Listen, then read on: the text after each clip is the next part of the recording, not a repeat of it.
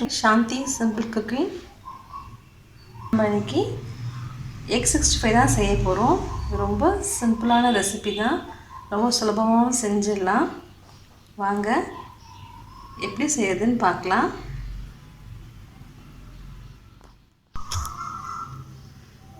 நான் இன்னைக்கு ஒரு 7 முட்டை எடுத்திருக்கேன். முட்டையில் நம்ம ஒரு 1/4 ஸ்பூன் மஞ்சள் தூள் சேர்த்துக்கலாம், மிளகுத்தூள் சேர்த்துக்கிறேன், அதோட கொஞ்சமாக உப்பு சேர்த்துக்கலாம். சேர்த்துட்டு நல்லா இதை கலந்து விட்டுக்கோங்க.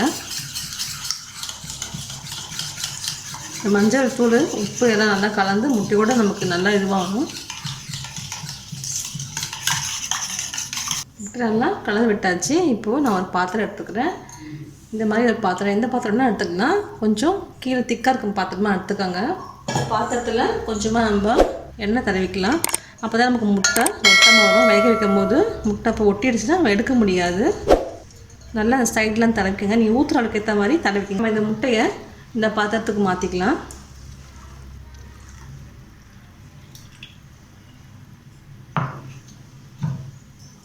இப்போ நம்ம இதை வேக வச்சு எடுத்துக்கலாம். அதுக்கு கடாயில் தண்ணி ஊற்றி வச்சுருக்கேன்.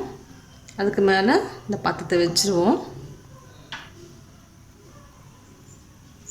இதுக்கு மேலே ஒரு மூடி போட்டு மூடி வச்சுருவோம். அதோடு இதை போட்டு மூடி வச்சிடலாம். ஒரு 20 நிமிஷம் ஆகும் இது வேகிறதுக்கு. 15 நிமிஷம் ஆகும். நமக்கு முட்டை நல்லா வெந்து மேலே வரணும். அது வரைக்கும் நம்ம வெயிட் பண்ணுவோம். பாருங்கள், முட்டை நல்லா வெந்துடுச்சு. இப்போ நம்ம எடுத்து இதை ஆற வச்சுக்கலாம். இது கொஞ்சம் நேரம் ஆறட்டும். அதுக்குள்ளே நம்ம மசாலாவுக்கு ரெடி பண்ணிக்கலாம். ஸோ பவுலில் அதில் ஒரு 3 ஸ்பூன் கார்ன்ஃப்ளவர் மாவு போட்டுக்கிறேன்.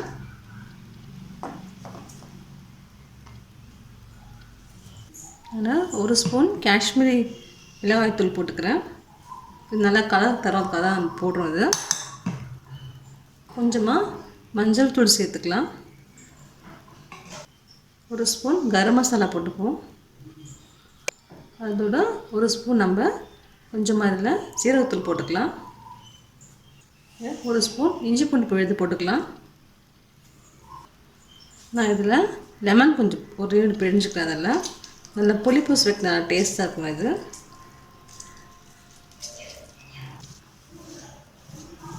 நல்லா இதை பிசைஞ்சிக்கலாம். கொஞ்சமாக நம்ம தண்ணி விட்டுக்கலாம்.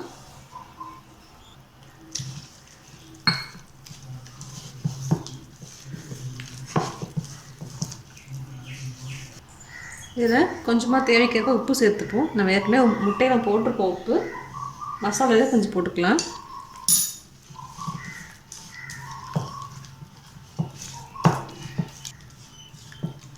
அவ்வளோதான், இந்த அப்படியே இருக்கட்டும். நம்ம முட்டையை இப்போ கட் பண்ணி எடுத்துக்கலாம். முட்டையோட ஓரத்தில் தான் நம்ம அப்படி எடுத்துக்கலாம். அப்போ தான் நமக்கு கரெக்டாக வரும். அது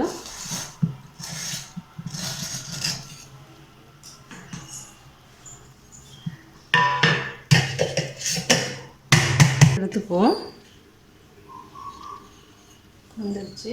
பீஸ் சின்ன சின்ன பீஸாக போட்டுக்கலாம். நம்ம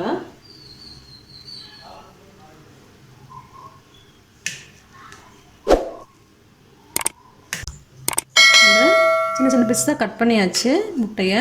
பாருங்கள், இப்போ நம்ம செஞ்சு வச்சுருக்க மசாலாவில் இதை டிப் பண்ணி எடுத்துக்கலாம்.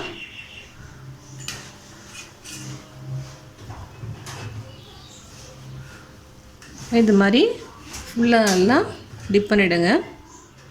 பாருங்கள், நம்ம எல்லா முட்டைகளையும் மசாலாவில் முக்கிய எடுத்தாச்சு. பாருங்கள், இப்போ நம்ம இதை பொரித்து எடுத்துப்போம். பேனில் நம்ம எண்ணெய் ஊற்றிக்கலாம். எண்ணெய் காஞ்சதை நம்ம பொரித்து எடுத்துப்போம்.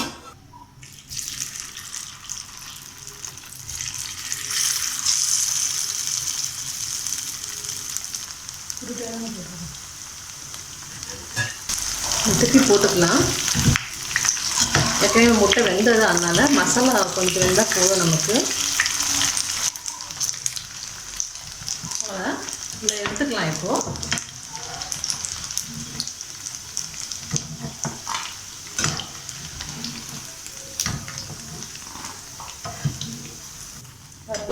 நல்லா பொரிஞ்சு வந்துச்சு முட்டை. இதே மாதிரி எல்லா முட்டையும் போட்டு பொரிச்சு எடுத்துப்போம். நம்மளுடைய எக் 65 ரெடி ஆகிடுச்சு. ரொம்ப சுலபமாக செய்யலாம். மதியம் லஞ்சுக்கு நீங்கள் செஞ்சு சாப்பிட்லாம், இல்லை ஈவினிங் கூட ஸ்நாக்ஸ்மாக கூட செஞ்சு சாப்பிட்லாம். செஞ்சு பார்த்துட்டு உங்கள் கமெண்ட்ஸ் சொல்லுங்கள். என்னோடய சேனல் பிடிச்சிருந்தா சப்ஸ்கிரைப் பண்ணுங்கள், ஷேர் பண்ணுங்கள். தேங்க்யூ.